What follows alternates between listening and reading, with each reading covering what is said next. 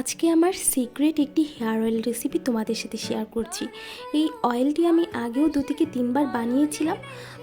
বলতে গেলে অনেক বেশি উপকার পেয়েছি। তো আজকে যখন আমি আমার চুলের জন্য এই হেয়ার অয়েলটা বানাচ্ছিলাম, তো ভাবলাম যে রেসিপিটা শেয়ার করি। তো এখানে আমি আমলকি নিয়েছি, আর আমলকিটা আমি শিলপাটায় একটু ক্রাশ করে নেব। এটা চাইলে ব্লেন্ডও করে নিতে পারতাম। আর ভেতরে যে বিচিটা আছে সেটা আমি ফেলে দেব, শুধুমাত্র উপরের অংশটাই আমি ইউজ করব।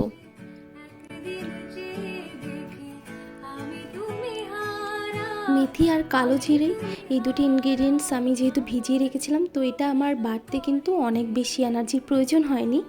তো এটা চাইলে কিন্তু ব্লেন্ডারেও করা যায়, বাট আমার ইচ্ছা করছিল যে আমি পাটাই করি, তাই আমি পাটাই বেটে নিচ্ছি। তো খুব বেশি এটা আমি বাটবো না, 50%-এর মতো আমি একটু বেটে নিব হালকা। তো এই যে এইভাবেই হচ্ছে আমি মেথি আর কালো জিরে বাটাটা নিয়ে নিচ্ছি। তো আরেকটা খুব সিক্রেট ইনগ্রেডিয়েন্টস বলা যায়, আসলে এটা সবাই জানে মোটামুটি, যে পেঁয়াজ কতটাই উপকারী আমাদের চুলের জন্য।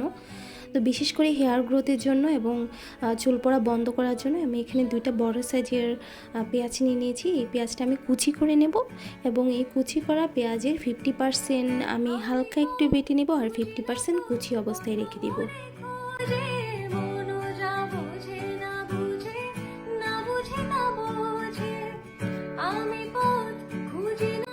এখানে আমি নিয়েছি প্যারাশুট হেয়ার অয়েল 500 ml। তো পোড়াটাই আমি দিয়ে দিচ্ছি কড়াইয়ে।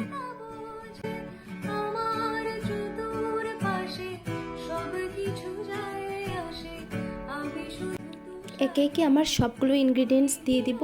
এখানে দিয়ে দিচ্ছি আমলকি যে ক্রাশ করে রেখেছিলাম, ওই আমলকিটি দিয়ে দিচ্ছি। তারপর পেঁয়াজ কুচি এবং পেঁয়াজ বাটা একসাথে করে রেখেছিলাম, এগুলোও দিয়ে দিচ্ছি। এবং সবশেষে দিয়ে দিব আমার হচ্ছে কালো জিরে আর মেথি বাটা, যেটা আমি তেলের মধ্যে দিয়ে দিচ্ছি।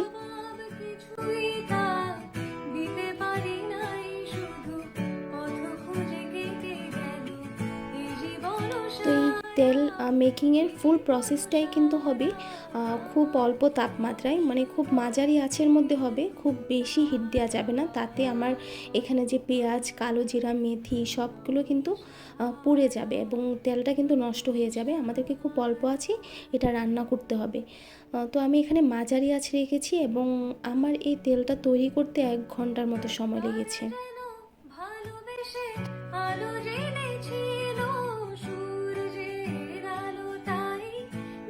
তো মাঝে মাঝে 5 থেকে 10 মিনিট পর পর হচ্ছে এটা নেড়ে দিতে হবে, যাতে তলায় কোনো কিছু ধরে না যায়, ওটার জন্য একটু নেড়ে দিতে হবে। তো মোটামুটি 1 ঘন্টার মতো হয়ে এসেছে, এবং আমার তেলটাও কিন্তু প্রস্তুত। তো এই অবস্থায় কিন্তু যখন একটু বাদামি হয়ে আসবে, ওই অবস্থায় আমি তেলটাকে নামিয়ে ফেলবো, কারণ যখন তেলটা ঠান্ডা হতে হতে কিন্তু আমার যে পেঁয়াজ বা বাকি ইনগ্রেডিয়েন্টস যেগুলো আছে সেগুলো কিন্তু সবগুলোই কালো হয়ে যাবে। তো এই অবস্থায় আমি নামিয়ে ফেলবো, খুব বেশি কালো করব না। আর এখানে একটি কাচের জার আমি শুকিয়ে নিচ্ছি, ভালো করে পরিষ্কার করে শুকিয়ে নিচ্ছি। তো এই তেলটা কাচের জারে রাখলে কিন্তু ভালো থাকে বেশ অনেক দিন পর্যন্ত, অনেক দিন বলতে এটা প্রায় 1 বছর পর্যন্ত কিন্তু ভালো থাকে।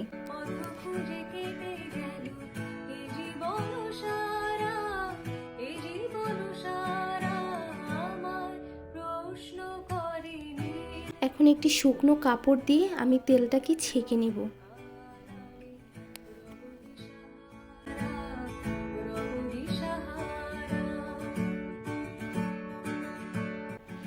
এখানে মেথি এবং কালো জিরা আমি শুকনো কড়াইয়ে ভেজে নিয়েছি, এখন পুরোটাই আমি তেলের মধ্যে দিয়ে দেব। তো এই তো আমার হেয়ার অয়েল তৈরি হয়ে গিয়েছে। এই সিক্রেট হেয়ার অয়েলটা আমার চুলের জন্য আসলে অনেক ভালো কাজ করেছে, এবং আমি খুব ভালো ফলাফল পেয়েছি। তোমরা এটা ট্রাই করে দেখতে পারো, এবং ইউজ করে আমাকে অবশ্যই জানিও যে তোমরা কীরকম ফলাফল পেয়েছো।